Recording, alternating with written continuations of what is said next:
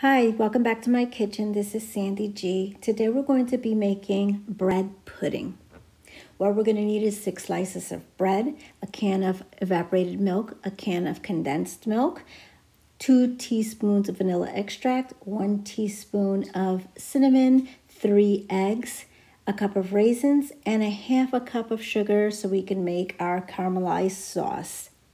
Okay, so we're going to start off by making our caramel sauce. So all we're going to do is we're going to get a nonstick pan and we're going to add some sugar to this pan. And we're not going to do anything until we see it starting to bubble. So we're just going to put it in our pan, just going to leave it there for a few minutes, and we're going to wait for the bubbles to form. Okay, it's been about 2 minutes since I put the sugar there. I didn't touch it. And as you can see, it's starting to turn brown. So at this point, all we're going to do is we're just going to start turning our sugar until it turns into liquid.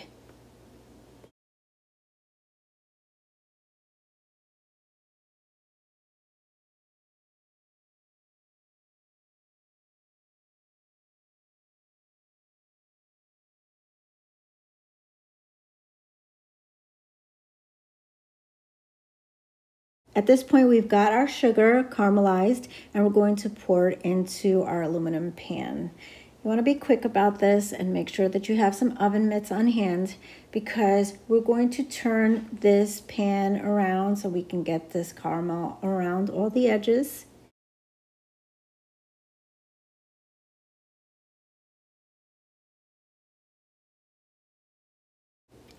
And this is what your pan will look like with the caramelized sugar.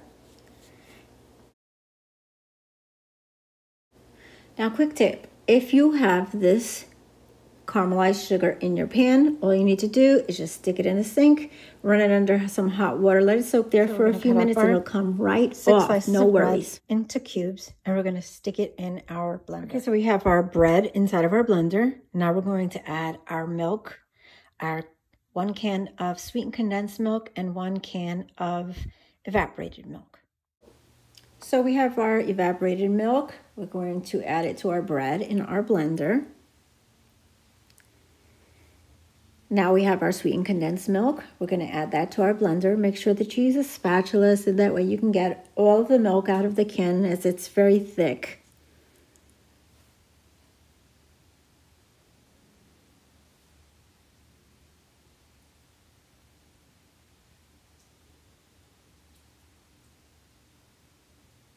Now we have our 3 eggs. We're just going to dump that into the blender. Now we have vanilla extract. We're going to add 2 teaspoons of that to the blender. I have cinnamon powder. I'm just going to add 1 teaspoon of cinnamon powder.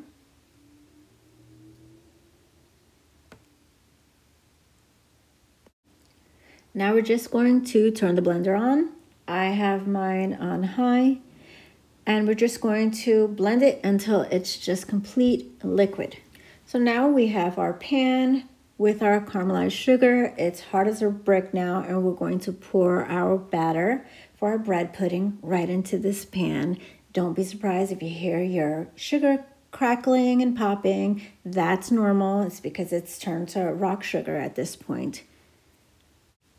So now the last thing is we have our raisins, and I have about a cup here, and we're just going to sprinkle the raisins right on top of our bread pudding batter. Just drop them in. So I've put my bread pudding into a lasagna pan, and what we're going to do is we're just going to add water into this pan. Okay, you have to be very careful when you handle this pan because the batter is all the way up to the top. So we're just going to start pouring water in. I have about 4 cups of water to the bottom of this pan, and then we're going to stick it into the oven. Now putting this into the oven is going to take a lot of care. You want to be very careful because you have a pan of water and a cake pan with your batter that's all the way to the top. So you want to try not to spill it. If you get a little in your pan, that's fine, but try to be slow and steady. We're going to put this in our oven for 1 hour at 350 degrees. Our bread pudding is done. It's been 1 hour.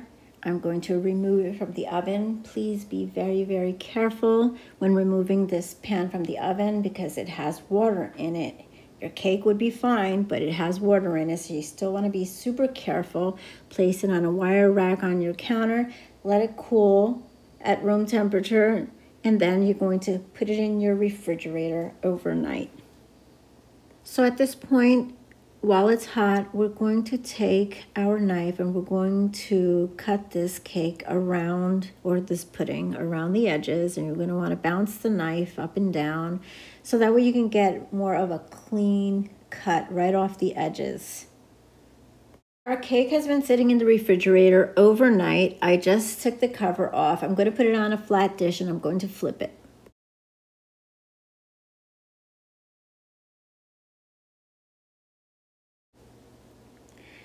Slowly lift up your pan and look at that bread pudding, how beautiful. I can't wait to taste it. It just looks so amazing. All the sugar is all out on top of the bread pudding. And what I'm going to do is I'm going to stick it back into my foil container because I want to cover it and put it in the refrigerator. But you don't have to do that if you don't want to. You can just leave it in your dish if you'd like, put a cover over it, however you'd like. But I want to put mine back in the dish, so I'm going to use a spatula. I'm going to bring that bread pudding right over the pan and just push it right off of the plate back into my aluminum foil pan, so that way I can store it in the refrigerator. Make sure you don't waste that sugar, pour it right back on there. And we're going to cover this bread pudding. Look at how amazing that is. I'm going to cut a piece and let's see how it looks. Okay, so here is a slice of our finished bread pudding. Nice and golden on the inside, golden on the outside. Look at that. That is amazing. And this bread pudding is awesome. It tastes exactly the way that I thought it would taste. I don't know why I haven't made this before, but try this recipe out. I'm sure you're going to love it. Don't forget to like, share, and subscribe. If you have any suggestions or comments, please write them down below. And once again, thank you for joining me, and buen provecho.